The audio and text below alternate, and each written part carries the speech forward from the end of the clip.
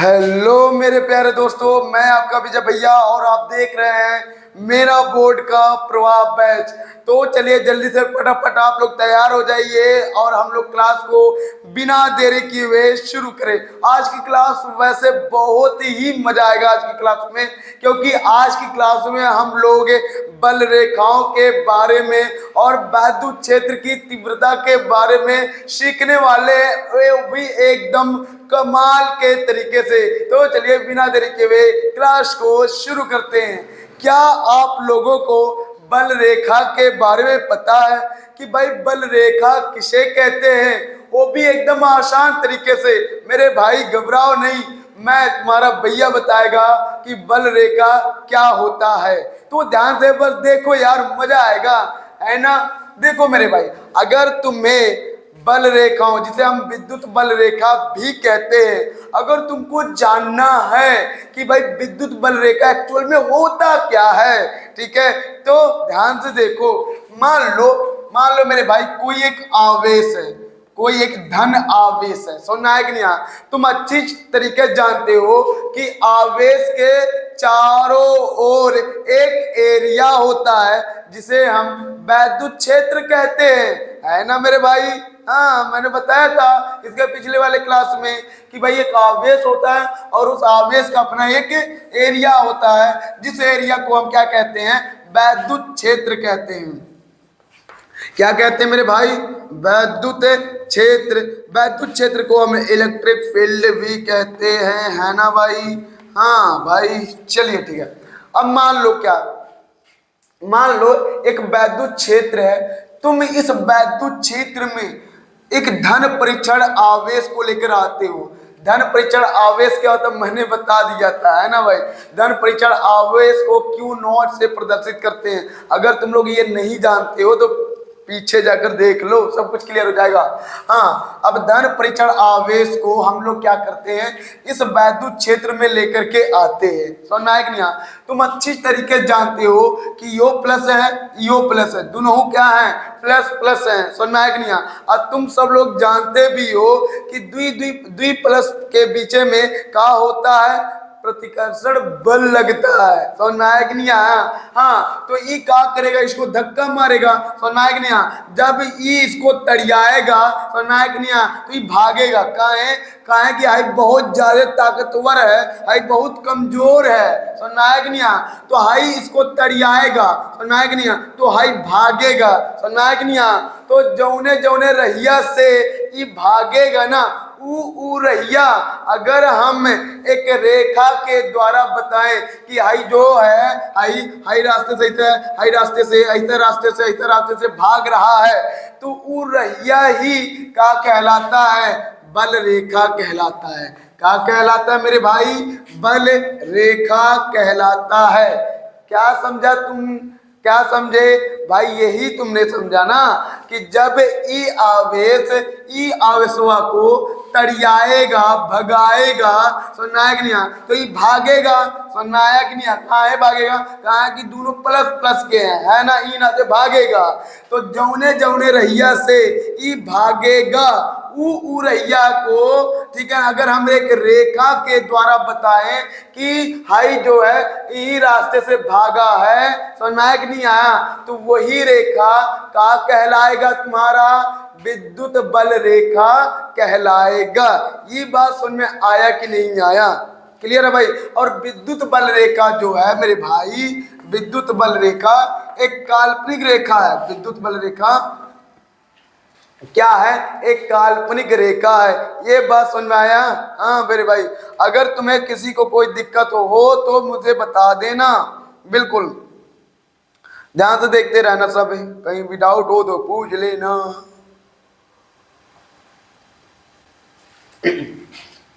हाँ, और ये बल रेखा के बारे में तुमको बताया कौन था भाई? फैराडे ने बताया था। कौन? फैराडे ने बताया था। कि भाई जब हम कौनो धन परीक्षण आवेश को कौने के विद्युत क्षेत्र में ले जाकर रखते हैं, समझ में आया कि नहीं आया, तो वो विद्युत क्षेत्र वाला आवेश वो परीक्षण आवेश को तड़ियाता है, भगाता है। समझ में आया कि नहीं आया? तो वो आवेश कौन आवेश परीक्षण आवेश जो है वो जौने जौने रहिया से भागता है, वही वही रहिया को जब हम रेखा के द्वारा बताते हैं तो वही वैद्युत बल रेखा कहलाता है। समझ में आया कि नहीं आया? बस यही चीज है मेरे भाई, और ज्यादा कुछ भी नहीं है। और यह एक काल्पनिक रेखा है और इसे निष्कोणीय रेखा भी कहते हैं। क्या कहते हैं मेरे भाई? निष्कोणीय रेखा। क्यों निष्कोणीय रेखा कहेंगे भाई? क्यों? क्योंकि भाई इन रेखाओं के बीच में कोई कोण नहीं बनता है, तो इसे नाते इसे हम क्या कहेंगे? निष्कोणीय रेखा कहेंगे। वक्र के नाम से भी जानते हैं मेरे भाई।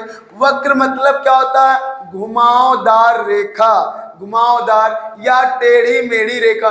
क्योंकि ये जो है ये सीधा भागेगा नहीं, टेढ़ा मेढ़ा तो भागेगा ना। हाँ बिल्कुल, तो नायक नहीं है। इस नाते जौने रैया से भाग रहा है वो रैया को अगर हम रेखा के द्वारा बताएंगे तो वो रेखा को हम काल्पनिक रेखा कहेंगे। काहे भाई? क्योंकि वो जो रेखा है वो एक्चुअल में नहीं है। तो नायक नहीं आया, हाँ उसे माना गया है। तो नायक नहीं आया, कल्पना के द्वारा उसे क्या किया गया है? माना गया है। कौन कल्पना किया है? फैराडे ने किया था। तो नायक नहीं आया। हाँ, तो ये रैया को क्या कहते हैं? काल्पनिक रेखा कहते हैं। और ये निष्कोणीय होता है, मतलब एक बीचे में कोण नहीं बनता है, और इसे हम वक्र भी कहते हैं। किसको? आई जो रैया, जिस रैया तो भागा उस रैया को। ये बात समझ में आया कि नहीं आया? क्लियर है? अब चलो हम लोग परिभाषा इसका देखते हैं कि एक्चुअल में परिभाषा क्या है। वैद्युत बल रेखा होता क्या है ये मैंने तो तुमको बता दिया। समझ में आया मेरे भाई? बिल्कुल। तो जल्दी से स्क्रीनशॉट पर इसको लेना तो ले लो, फिर हम लोग आगे चलते हैं, है ना।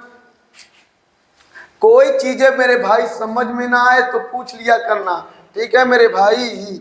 बिल्कुल यार।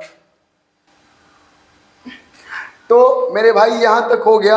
अब हम बात करेंगे इसके परिभाषा की। ध्यान से देखना मेरे भाई, हाँ ध्यान से। तो कहोगे क्या? कहोगे यह बल रेखा, विद्युत बल रेखा, विद्युत बल रेखा, विद्युत बल रेखा लिखोगे क्या मेरे भाई? जिसे आप क्या कहते हो? इलेक्ट्रिक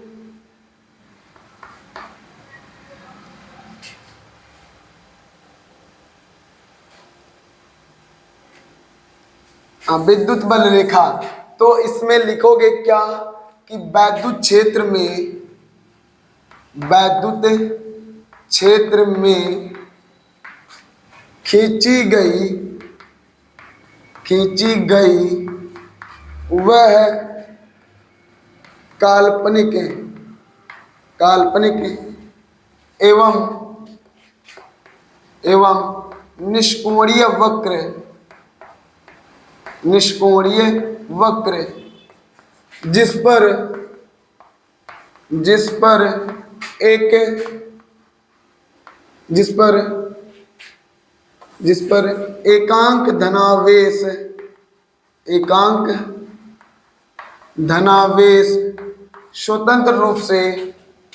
धनावेश स्वतंत्र रूप से गमन कर सकता है वैद्युत बल रेखा कहलाता है। वैद्युत बल रेखा कहलाता है।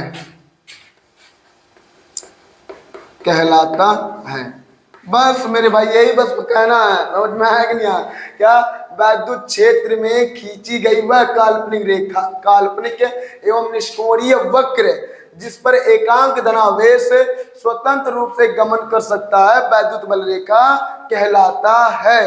क्लियर है भाई? बस ये हो गया। इसके बारे में कौन बताया? फैराडे ने, है ना। तो आप ये नोट में लिख भी सकते हो कि फैराडे के द्वारा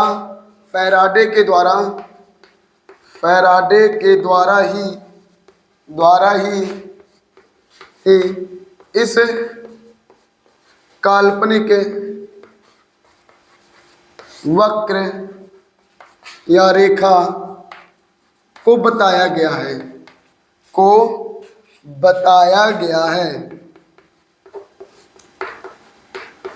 मेरे भाई गले में थोड़ा सा प्रॉब्लम है ना, थोड़ा सा गला बैठा बैठा है, कुछ गले में प्रॉब्लम चल रही है, इस बात थोड़ा सा देखना भाई, कोई दिक्कत होगी तो पूछते रहना मेरे भाई, कोई भी डाउट दिक्कत नहीं होगा। अब बात करेंगे मेरे भाई वैद्युत बल रेखाओं के गुण के बारे में। ये बात क्लियर हुआ कि नहीं हुआ?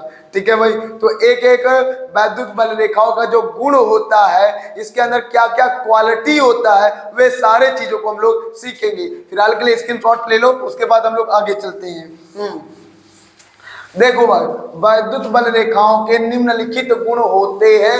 एक एक गुणों को हम लोग एकदम अच्छे से ध्यान से देखेंगे, सुनेंगे, जानेंगे। तो यहां लिखेंगे विद्युत बल रेखाओं के गुण, विद्युत बल रेखाओं के गुण, बल रेखाओं के गुण। तो ऐसे जैसे मैं लिखवा रहा हूं ऐसे लिखना है, तो लिखना है विद्युत बल रेखाओं के, विद्युत बल रेखाओं के निम्नलिखित गुण है, निम्नलिखित गुण है ना मेरे भाई, गुण है। चलिए बात करते हैं कि वैद्युत बल रेखाओं के पास क्या क्या क्वालिटी है ना भाई। अब ध्यान से सुनना। पहला मान लो कोई धनावेश है, कोई धनावेश है, तो इसकी जो बल रेखाएं होती हैं वो किस दिशा में होती हैं, ये देखेंगे। फिर देखेंगे कि अगर कोई माइनस का हमारा आवेश है तो इसकी बल रेखाएं किस दिशा में होती हैं। तो ध्यान सुना, लिखेंगे क्या, लिखेंगे कि यदि कोई एकांक धनावेश हो, एकांक धनावेश हो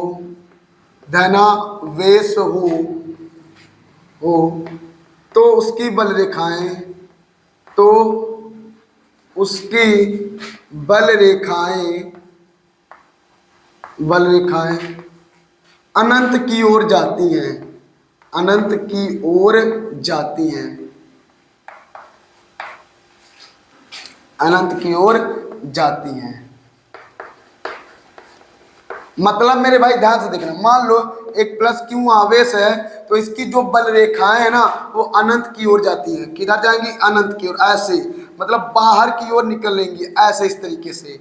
समझ में आया मेरे भाई? बस यही चीज है कि अगर हमारा कोई एक प्लस का है, कोई एक प्लस का आवेश है तो इसकी जो बल रेखाएं होती हैं वो ये क्या होती है, मान लो ये आवेश है, ये आवेश है, समझ में आया कि नहीं? तो इसकी बल रेखाएं बाहर की ओर निकलती हैं और कहां तक जाएंगी? अनंत तक जाती हैं। समझ में आया कि नहीं आया? हाँ, बस यही बात है मेरे भाई। तो यही मैंने लिखा कि वैद्युत बल रेखाओं का जो पहला गुण होता है वो ये होता है कि यदि हमारे पास कोई एक आवेश है और वो धनावेश है तो इसकी जो बल रेखाएं होती हैं वो क्या होती हैं? उससे निकल करके अनंत की ओर चली जाती हैं। ये बात समझ में आया कि नहीं आया? हाँ, अब बात करते हैं ऋणावेश की। लिखेंगे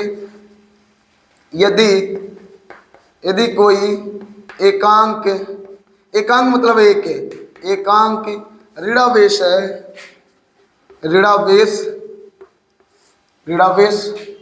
है, धनावेश हो, धनावेश है तो उसकी बल रेखाएं, उसकी बल रेखाएं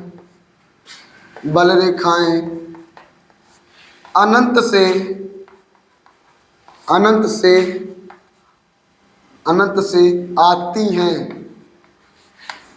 आती हैं।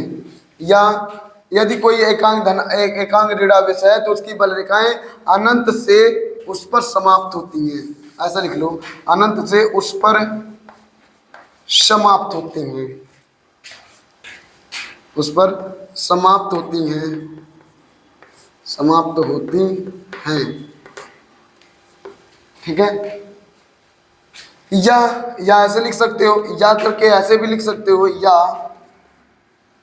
या भीतर की ओर आती हैं, भीतर की ओर आती हैं। जैसे मेरे भाई, जैसे ये मान लो यहाँ पर हमारे पास ऋणावेश है, तो इसकी बल रेखाएं ये अनंत से आती हैं, इसके ऐसे समाती हैं। ये हुआ, समझ में आया कि मेरे भाई? ऐसे ही क्लियर है बस। तो यहाँ तक समझ में आया कि नहीं आया? अगर एक धनावेश है तो ऐसे होगा, एक ऋणावेश है तो ऐसे होगा। एक एक चीजों को मेरे भाई समझ लो, देख लो, कहीं भी डाउट हो, दिक्कत हो तो पूछ लेना, घबराना नहीं है अपने भैया से। हाँ, तो इसका स्क्रीनशॉट ले लो, फिर हम आगे चलेंगे। स्क्रीनशॉट ले लो। बिल्कुल। देखो मेरे भाई, आराम आराम से जब चीजों को सीखोगे ना, सुनोगे ना, तो ये सारे चीज समझ में आ जाएगा। मैं इसको और मिटा देता हूँ, आगे बस लिखते जाता हूँ, ठीक है। अगला चीज क्या है मेरे भाई? अगला ये चीज है कि तीसरा नंबर, बल रेखा यदि दो विपरीत आवेश हैं,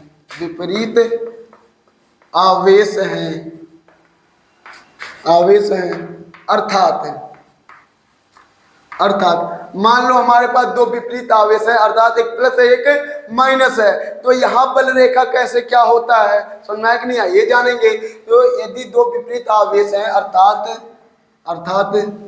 यहाँ पर धनावेश, अर्थात धनावेश और ऋणावेश, तब बल रेखाएं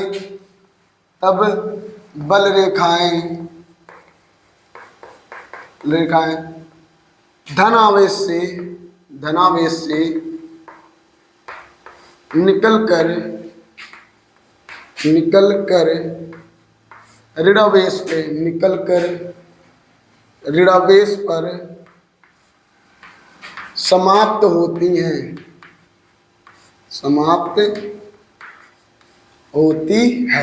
क्लियर है मेरे भाई?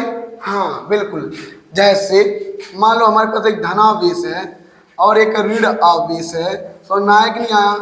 तो यहाँ बल रेखाएं जो होती है वो प्लस से निकल करके माइनस पर जाती है। कहाँ से जाएगी मेरे भाई?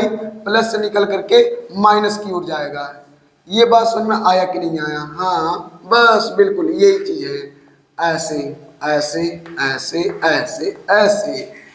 हाँ जी हाँ, ऐसे। तो इसकी जो बल रेखाओं की दिशा होगी वो इस तरीके से होगी।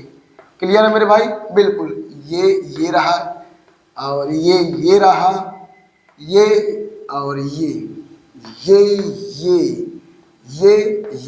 क्लियर है मेरे भाई? हाँ, अगर हमारे पास दो अलग अलग आवेश हैं तो इनके बल रेखाएं कुछ इस तरीके से गुजरते हैं। देख लो मेरे भाई, यहाँ तक कोई डाउट हो, दिक्कत हो तो पूछ लो, है ना? हाँ बिल्कुल। अब आगे चलते हैं मेरे भाई। चौथा नंबर ये है कि यदि दो सजातीय आवेश है, सजातीय मतलब समान प्रकार के आवेश है, यदि दो सजातीय आवेश हैं तो उनकी बल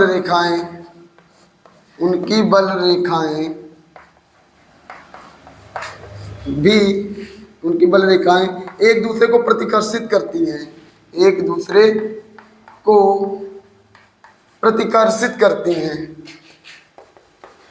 प्रतिकर्षित करती हैं। मतलब अगर हमारे पास दो समान प्रकार के आवेश हैं तो वे दोनों एक दूसरे को धक्का मारती हैं, तो उस केस में बल रेखाओं की क्या स्थिति होती है, क्या पोजीशन होता है, मतलब कैसे दिखता है ये जान लेते हैं। अगर मान लीजिए चाहे प्लस हो चाहे माइनस हो, समझ में आया कि नहीं आया? दोनों में क्या होता है भाई, ध्यान से देखना। मान लो ये भी प्लस का है और यहाँ पर भी क्या है, प्लस का है, तो इनके बीच में जो धक्का होता है ना भाई, वो इस तरीके से होता है। बल रेखा इस तरीके से, ऐसे मतलब इस तरीके से होता है, एक दूसरे को धक्का मारते हैं। ओ भाई काटना नहीं है, ऐसे बस। तो मतलब ये चीजें हैं। अरे भाई गलत मत बनना। हाँ, ये ऐसे बाहर की ओर होते हैं ना भाई, ये। हाँ, तो ये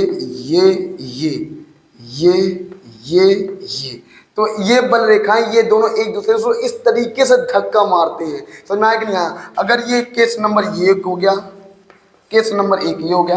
केस नंबर 2 में देखते हैं, अगर मान लेते हैं माइनस का होता तब, तो माइनस में भी यही काम है, माइनस में भी यही काम है। यहाँ पर भी क्या हो रहा भाई, एक दूसरे को धक्का ही मारेंगे। समझ में आया कि नहीं आया? हाँ, एक दूसरे को धक्का ही मारेंगे, लेकिन चिन्ह बदल जाएगा, मतलब तिर्यक दिशा जो होता है वो बदल जाता है बस। हाँ, आप अच्छी तरीके से जानते हो कि एक भीतर की ओर प्रवेश करता है, एक बाहर की ओर निकलता है। समझ में आया कि नहीं? प्लस वाले का बल रेखा बाहर की ओर निकलता है और माइनस वाले आवेश का भीतर की ओर प्रवेश करता है। ठीक है मेरे भाई, एक एक चीजों को ध्यान से देख लो, सुन लो, समझ लो। कोई दिक्कत हो, डाउट हो तो पूछ लेना, इस बात को अच्छी तरीके से समझ लेना। हाँ, बस यहाँ तक हो गया कंप्लीट, देख लो। चौथा हो गया। पांचवा क्या है मेरे भाई? पांचवा, हाँ, अगर मतलब बल रेखा जो होता है वे दोनों मतलब बल रेखा एक दूसरे को कभी नहीं काटती हैं। क्यों नहीं काटती मेरे भाई? मैंने क्या कहा, ये जो बल रेखा होता है वो बल रेखा एक दूसरे को कभी नहीं काटते हैं। मान लो जस्ट ये बल रेखा इस बल रेखा को काट दी, मान लो दो बल रेखा थे, ठीक है, दो बल रेखा थे, ये दोनों एक दूसरे को काट दिए। समझ में आया कि नहीं आया? तो भाई क्या होगा, ये जानने से पहले, इससे पहले एक इंपॉर्टेंट चीज जान लेते हैं, फिर इसको जानेंगे तो और अच्छे समझ में आएगा। मतलब क्या भाई, पांचवा ये है कि अगर बल रेखा की दिशा तुमको जाननी है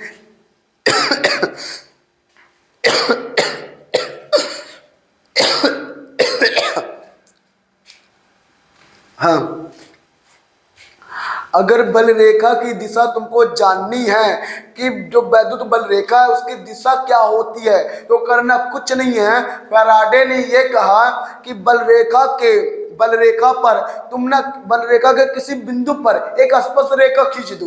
बल रेखा के कोई भी एक बिंदु ले लो, उस पर एक स्पर्श रेखा खींच दो। स्पर्श रेखा की दिशा ही क्या होगी? वैद्युत बल रेखा की दिशा होगी। और एक बिंदु पर केवल एक ही स्पर्श रेखा खींचा जा सकता है। ये समझ में आया कि नहीं आया? फैराडे ने क्या कहा, अब से सुनो। फैराडे ने ये कहा, अगर तुमको बल रेखा की दिशा जाननी है तो एक काम करो, बल रेखा का कोई एक बिंदु ले लो, उस पर स्पर्श रेखा खींचो, तो एक बिंदु पे एक ही स्पर्श रेखा खींचा जाता है। समझ में आया कि नहीं आया? हाँ, ये बल रेखा का नियम भी होता है और अच्छी तरीके जानते भी हो कि एक बिंदु पे एक ही स्पर्श रेखा खींचा जा सकता है। ठीक है, दो स्पर्श रेखा खींचना संभव है। ये बात समझ में आया कि नहीं आया? हाँ जी। तो कहा कि वही स्पर्श रेखा की दिशा ही वैद्युत बल रेखा की दिशा होगी। तो इस बात को हम लोग लिख भी लेते हैं, ठीक है। तो लिख लेते हैं कि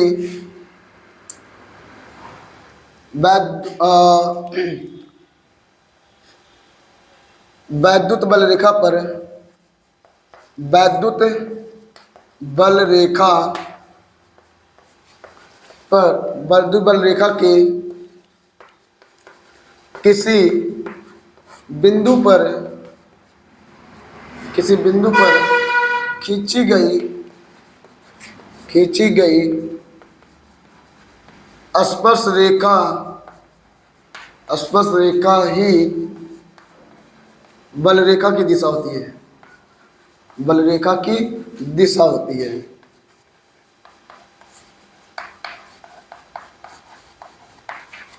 ठीक है मेरे भाई, ये मैंने आपको बता दिया। तो फटाफट स्क्रीनशॉट ले लो। अब आगे चलते हैं हम लोग आगे।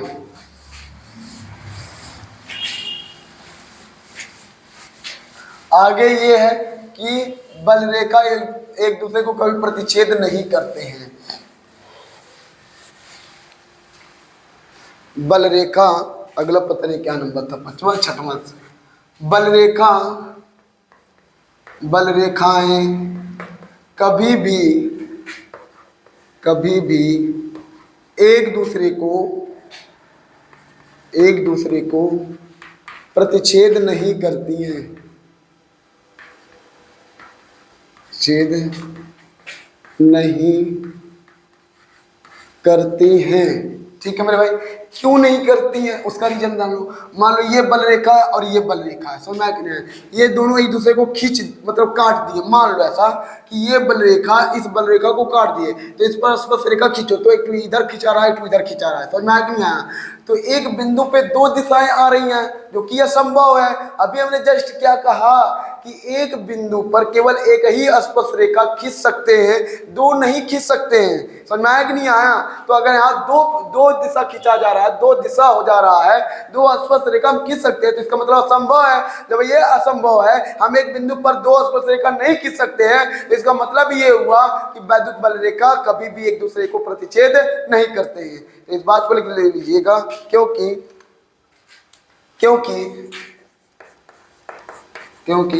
यदि बल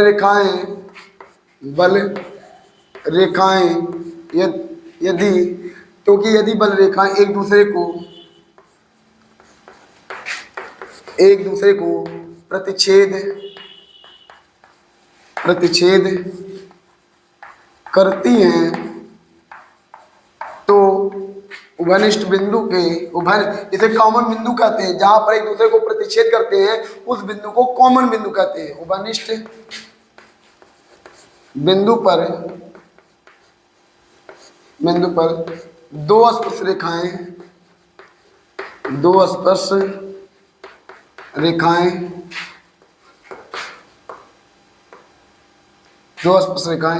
खींची जा सकती हैं, जो कि असंभव है।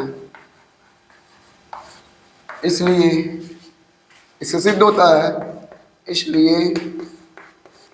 इससे यह सिद्ध होता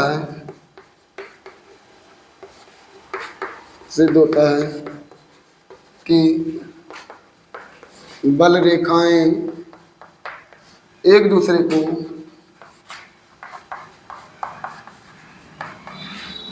कभी भी प्रतिच्छेद नहीं करती हैं।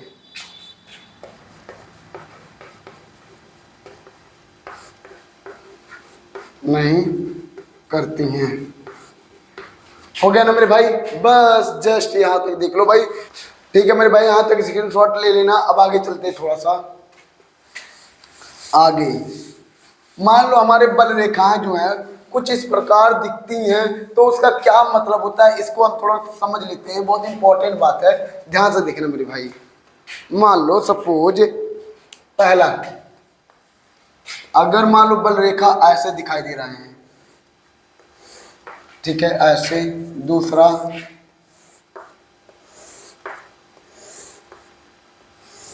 ऐसे दिखाई दे रहे हैं। तीसरा,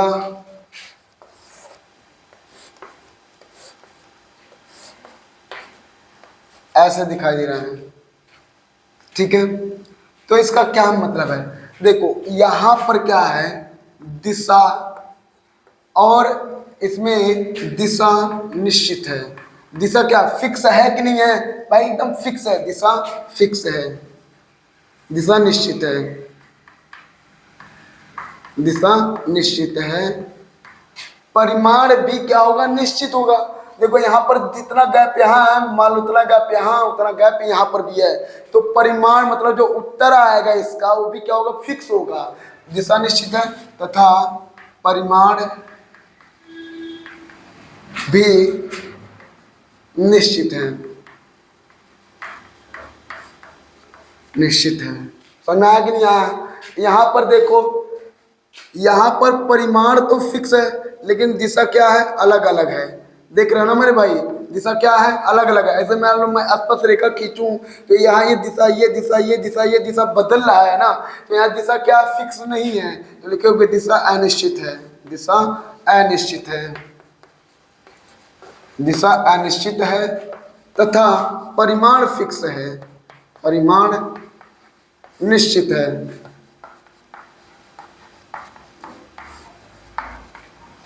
यहाँ पर देखो, यहाँ ना तो दिशा निश्चित है ना तो परिमाण निश्चित है। लिखेंगे दिशा और परिमाण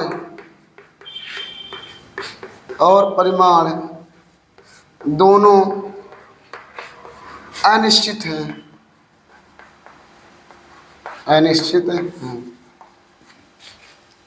तो इस तरीके से मेरे भाई बल रेखाएं हो गए, बल रेखाओं के सारे गुण हो गए। तो वीडियो कैसा लगा कमेंट में जरूर बताइएगा, और वीडियो को सपोर्ट कीजिएगा ज़्यादा से ज़्यादातर, है ना मेरे भाई? उसके बाद इसके कल की क्लास में हम लोग देखेंगे वैद्युत क्षेत्र की तीव्रता को। आज की क्लास में थोड़ा सा कुछ टेक्निकल इश्यू चल रहे हैं जिसकी वजह से दिक्कत हो रहा, तो कल की क्लास में मिलते हैं। आज के लिए इतना ही, धन्यवाद।